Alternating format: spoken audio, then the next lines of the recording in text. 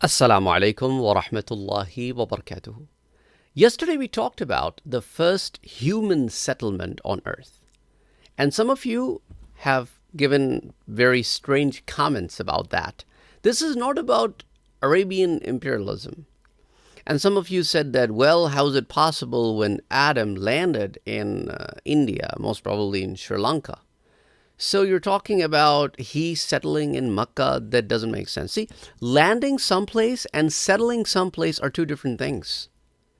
Somebody could land in one place but decide to move and settle in some place. Exactly the same way if somebody lands with a parachute someplace and then travels a few hundred miles and goes home, you will not say where that person landed is where that person settled.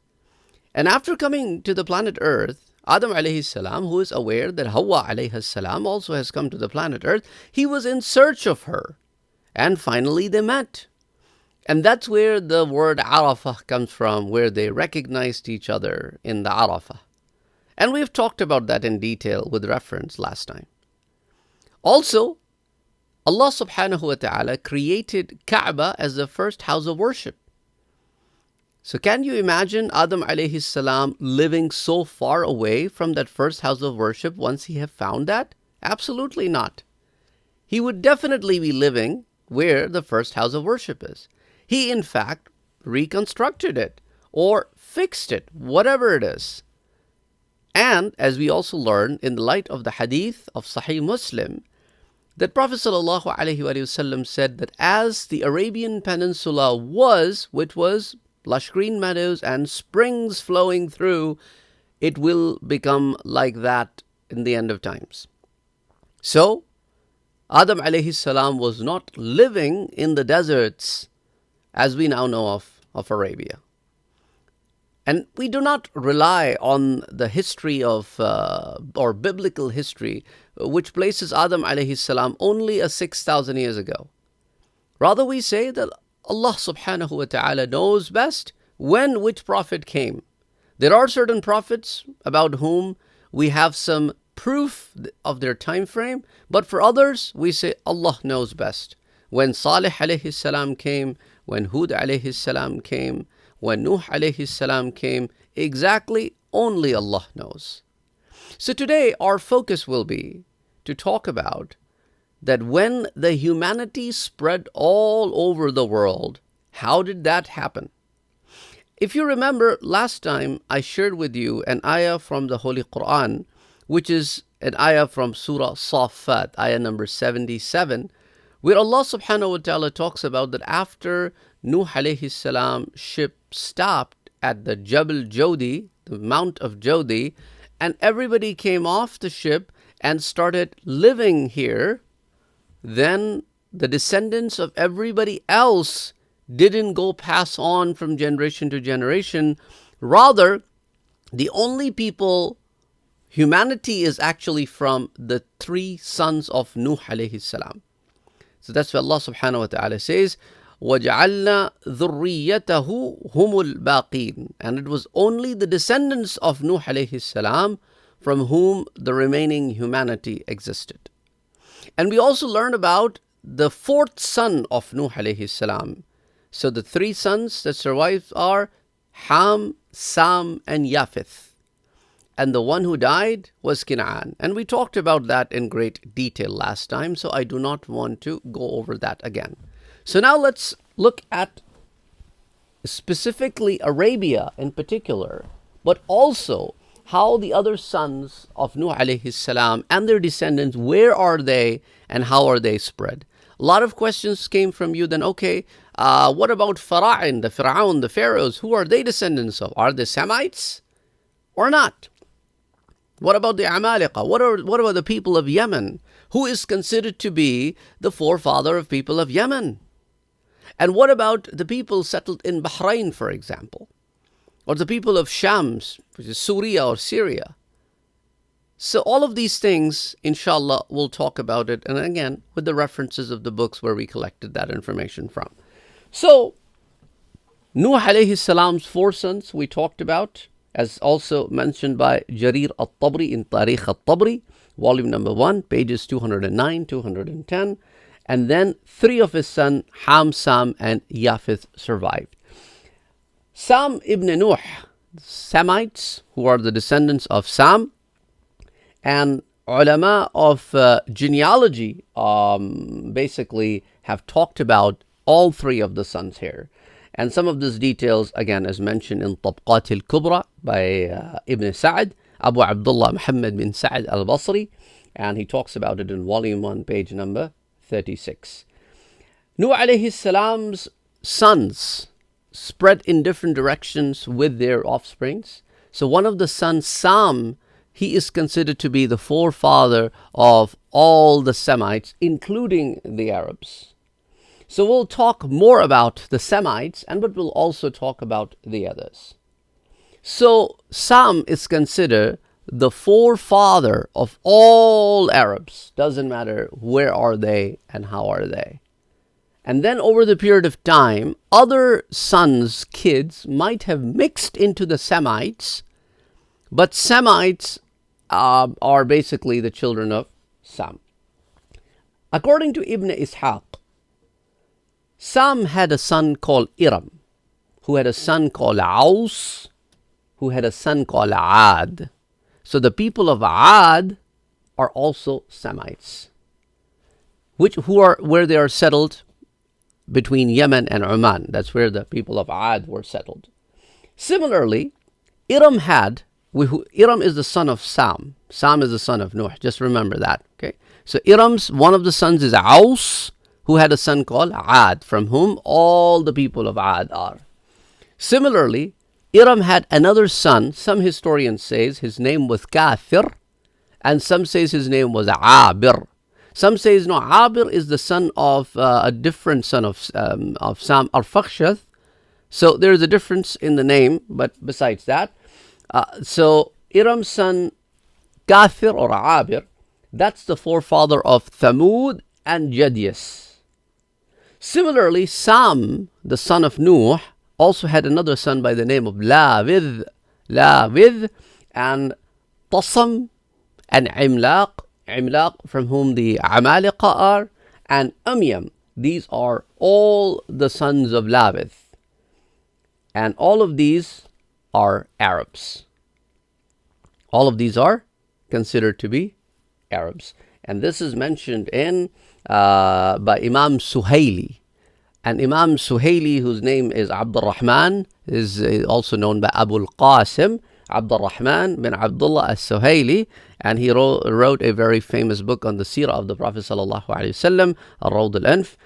The book itself is the sharah, or the explanation of a Sirat al-Nabawiyya by Ibn Hisham.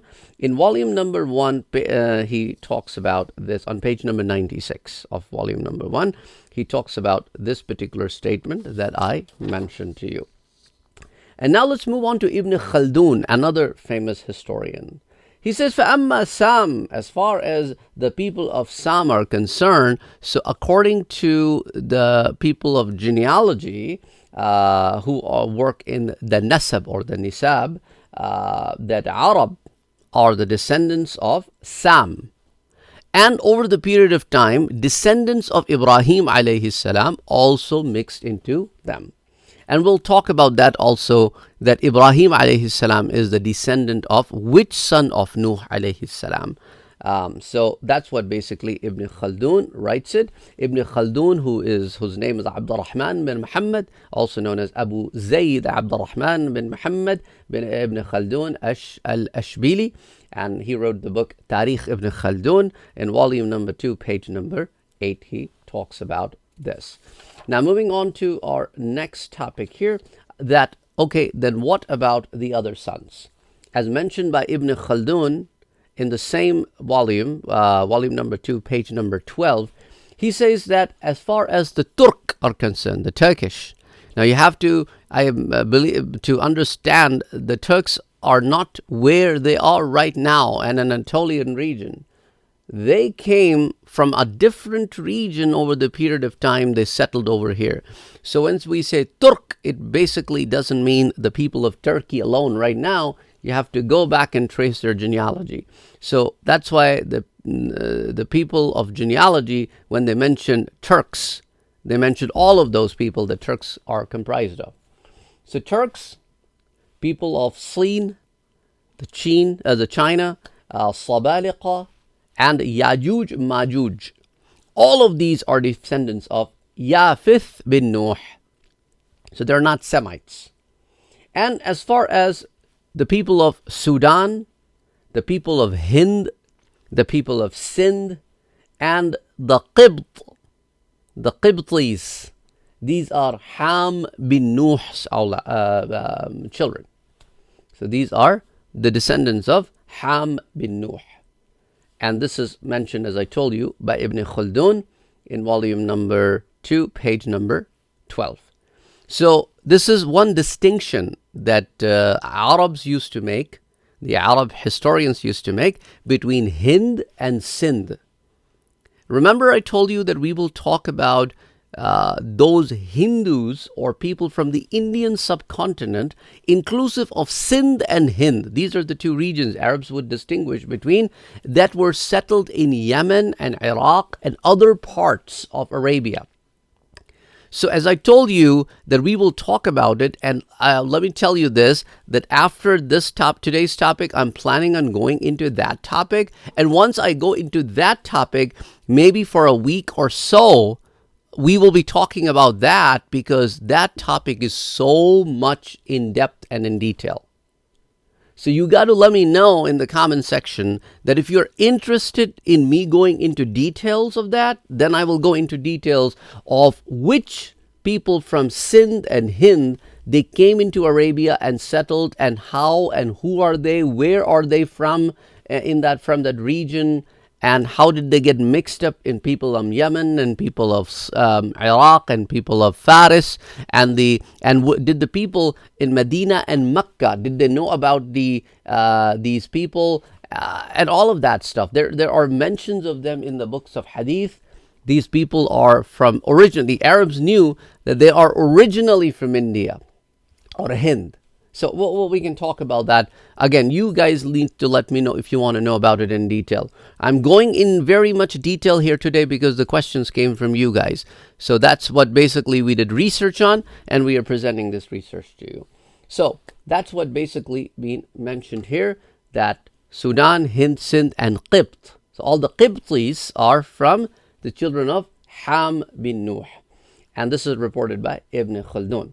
So that's why, except for the Arabs, all other people all over the world, they are descendants of the other two sons of Nuh alayhi salam, Ham and Yafith. Only the Arabs but Semites are not all Arabs, just so that you know. Arabs are Semites, but not all Semites are only Arabs. I want you to make that distinction. Now let's go into a little bit more detailed account of the Semites.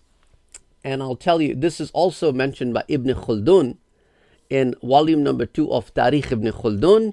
And this is on pages 8 and 9. So spans on multiple pages. He says, Nuh alayhi salam had sons through whom people spread all over.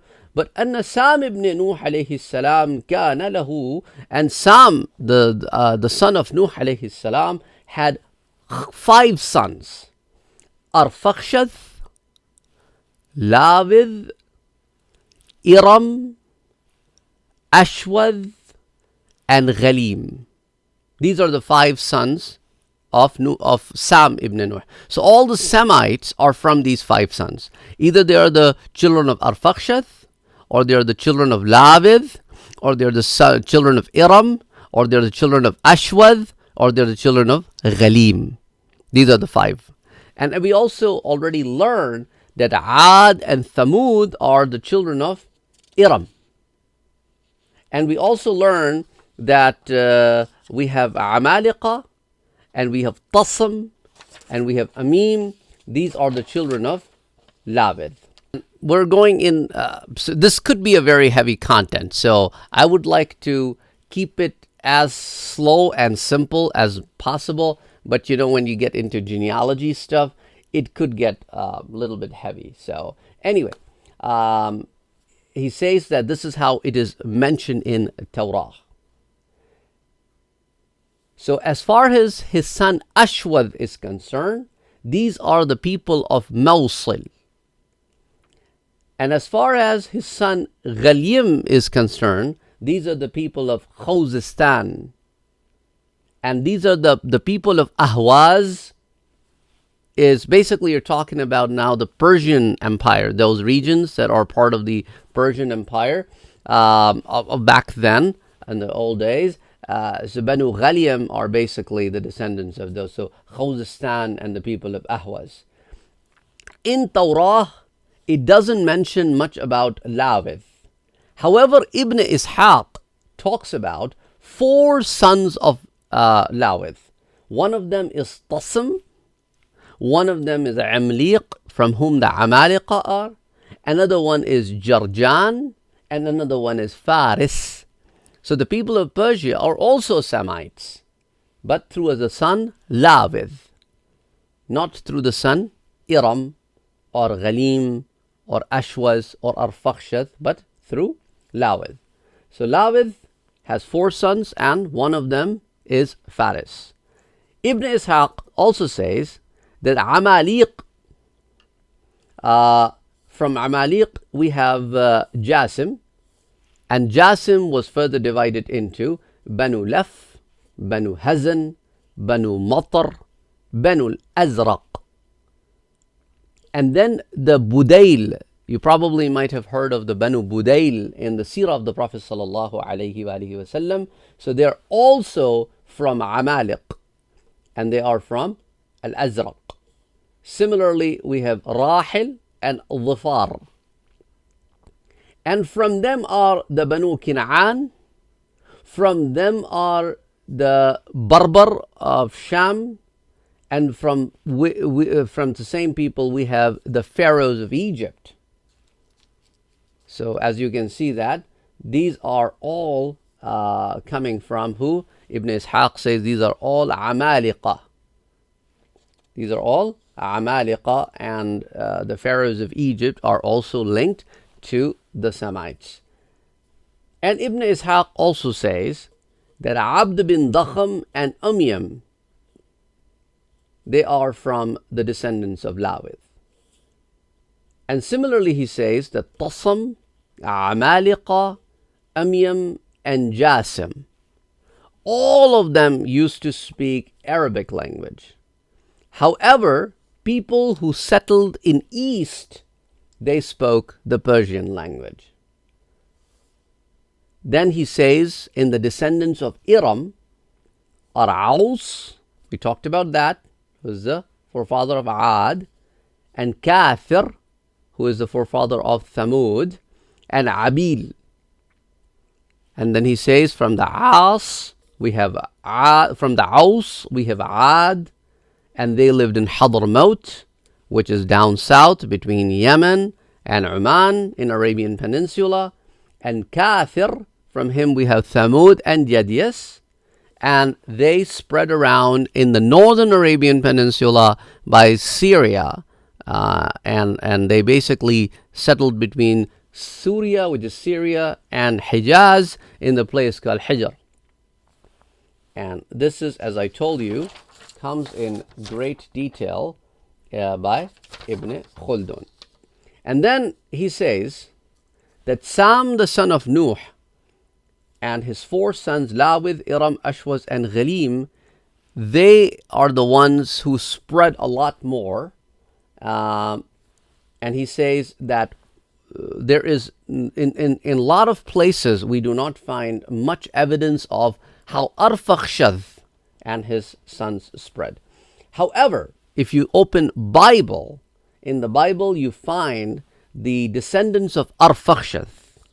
And Arfakhshad had a son called Shalikh, and that had a son called Abir. That's why he says that we find in the Bible the mention of Abir. The mention of Abir. And where do we find this? As mentioned in the book of Genesis, in chapter number 10, ayah number 24. So that's where we find this reference of Abir, who is also called Ibar. Abir had 2 sons. by the name of Yaqtan or Yaqtin, and Falij, who is also called Faligh. And according to, and this is also mentioned in the book of Genesis, in chapter number 10. And then, according to the genealogists, that's how Arabs have understood Yaqtan as Qahtan. So all the Banu Qahtan are actually the children or descendants of Arfakhshad bin Sam bin Nuh. And Faligh, or is also called Falij, he is the forefather of Babylonians, where Ibrahim alayhi salam is from. So Ibrahim alayhi salam is from the descendant of Arfakhshad. And when Ibrahim alayhi salam, from his people of Babylon, moved into the Arabian Peninsula, then the descendants of Ibrahim alayhi salam, they mixed into the Semites. Ibrahim alayhi salam is also a Semite, but from Arfakhshad. Here they mix into another set of Semites who are not from the Arfakhshads, rather from the descendants of Iram. So that's how the descendants of Iram, who are the pure Arabs, they mixed into the descendants of Arfakhshads, and then Arab got a little bit mixed up there. But at the end of the day, they're all Semites. So, and again it says that Ibrahim alayhi salam is from Faligh. And then Yaqtan or Banu Qahtan, then they spread around, and then we found them to be spread around into Al-Mirdad. That's one son of Yaqtan or Qahtan. Another one is Mu'araba, and another one is Mudad. And Jurhum were the descendants of Mudad. So Jurhum are the descendants of Banu Qahtan, who is the descendant of Arfakhshas. And then others, which are from Iram, who are also called Hadur. Then we have Salif, who are also called the people of Salfat, and Saba, who are from the Yemen, who are the Himyar. And then we have At-Tababi'a wa Kahlan, and we have the people of Hadramaut. All of these are mentioned right here in by Sheikh Ahmed Mughni in Tarikh al-Arab al-Qadim on page number 7. So Al-Mirzaz, Mu'araba, and Mudad are all children of Yaqtan. So that's why these are all Banu Qahtan. And Banu Qahtan are the children of Arfakhshas. And now, so these are descendants of Arfakhshas, not the descendants of Iram. Just so that you keep that in mind. Now, let's move on to another reference, which is by Al-Mas'udi. And this is also a very, very detailed account. And he says, فَأَمَّا Sam, as far as Sam, the son of Nuh, is concerned, so he started moving into the middle land over here in Arabia, and his descendants settled in Hadramaut, Oman, and Alij. And then from his descendants were Iram and Arfakhshas. And Iram, the son of Sam, from his descendants were Aad bin Aus bin Iram bin Sam, and they settled in the lands south in the desert. And as far as Hud alayhi salam was the prophet that was sent to them. And as far as Thamud bin Abir bin Iram bin Sam is concerned, these people settled between the Syria and Hijaz in the place called Hijr. And Allah subhanahu wa ta'ala sent to them his prophet Salih alayhi salam.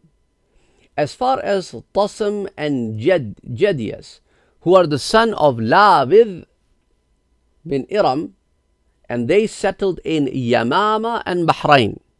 So that's where the Ibn al-Mas'udi mentions about these things. And I'll tell you the detailed account where he talks about this. So the people of Yamama and the people of Bahrain are from Tasm and Jadias, who are also the descendants of Iram, but through Lavith. And then they also had brothers, Imliq bin Lavith bin Iram, and these are the people from whom some of them settled in the Haram, and some of them move up north in the Syrian region. And then we have Amaliq, who are also from them, and they spread around in several different countries. As far as Abir bin Shalih is concerned, he had a son called Qahtan bin Abir, and then he had a son called Ya'rab bin Qahtan. And Qahtan is the forefather of all the Yemenites, all the people from Yemen. They are the descendants of Qahtan. And then he is the one that spread around the Arabic language and strengthened it. And the kind of knowledge he had about the Arabic language was unmatched. And then, because remember, Quran is written in Arabic, and Quran is coming from Lawh al-Mahfuz. So Arabic language was in existence from the beginning. And Adam alayhi salam was given knowledge of hundreds of languages that his children will speak. So it was not like he's limited to one language. And then he taught his children, many languages, but might not have taught all children all languages. And then over the period of time, those children passed on some of the languages to some of their kids, or some kids liked one language over the other. And then the languages that moved on and on and on, and Semites in this particular region chose to speak Arabic, and that's where they got their mastery on. Some other Semites who might have moved in other parts of the world might have picked up on other languages, which might have been a mixture of some other languages that they have known. So over the period of time, these languages started getting distinguished and separate from each other. However, despite the fact that they are so far away from each other, you will still find so many similarities even between the languages like one spoken in Korea and Urdu, which is spoken in Pakistan and Indian region. So there are certain words that are very similar, and you'll be like, wow. And some of the words that are part of Urdu language have their origin in Persian or have their origin in Arabic. It's crazy how these things are. For example, the English word father, we have the word father, and in the Persian we have the word pidr in Farsi. And then we have in English the word mother, and in the Persian we have the word madar. Madar and pidr and father and mother. And think about, these are once spoken in the western side of the Europe and others spoken in Asia. And where spoken in Asia is Persia, that's so far away from Europe comparatively. So there are linguistic things that are exchanged or coming from the common core. Anyway, so going back to the Qahtan, they're considered to be the forefather of the Yemenites, and he's the one who strengthened Arabic language. And Yaqtan bin Abir bin Shalih. So this is another opinion of Al-Mas'udi, that Jurhum are from Yaqtan bin Abir bin Shalih. And Jurhum and Ya'rab, they are related to each other because their fathers were from the same, because their grandfather is the same. So this is reported by Al-Mas'udi, whose name is Abu al-Hasan. His name was Ali, and he was known as Abu al-Hasan Ali bin al-Husayn al-Mas'udi. He mentions that in Murawwij al-Dhahabi wa Ma'adin al-Jawhar, volume number 1, pages 52 through 56. It's a detailed account of all of these things.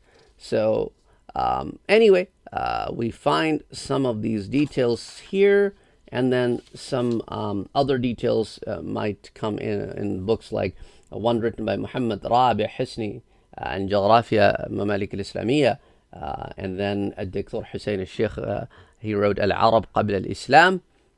He talks about it on page number 68. Similarly, Abu al-Fadl Muhammad bin Makram ibn Manzur al-Afriqi, he talks about some of that in Lisan al-Arab, volume number 1, page number 586. So that's pretty much a very, very detailed account of a lot of things.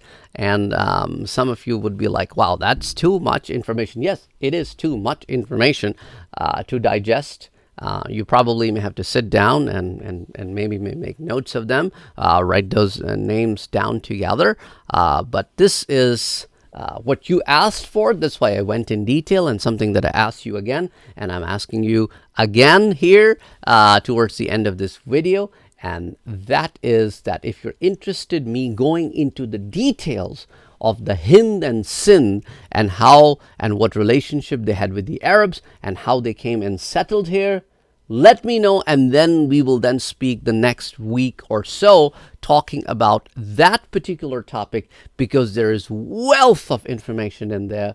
Anyway, till next time, assalamu alaikum wa rahmatullahi wa barakatuhu. If you're watching us on TikTok, please subscribe to our YouTube channel, because I am based in the United States of America. If TikTok gets banned in the United States of America, just so that you do not miss on these videos that we are preparing for you guys. The idea is to share this knowledge with you guys that is locked in books, so that the knowledge can be spread more and more, and you're not deprived of learning this because you're not on YouTube. So please subscribe to us on YouTube. I know there is a channel based in United Kingdom that is also called Thinking Muslim, and my channel is also called Thinking Muslim, so there might be a little bit of a confusion there, as that is a bigger channel. So of course, when you're searching for Thinking Muslim, that channel comes up before my channel. So some people have suggested looking into the name, so I was thinking maybe I should change it to Thinking Muslim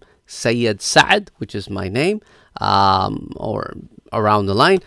Let me know, what do you guys think? And just so that it will be easily distinguished than calling it just Thinking Muslim and people going to that channel versus coming to my channel, because that channel being much bigger, it shows up in the YouTube searches way before my channel does, and then people visit it and say, no, we don't find any of your content on this channel. So which channel are you on exactly? So inshallah, we'll work on it. Till next time, assalamu alaikum.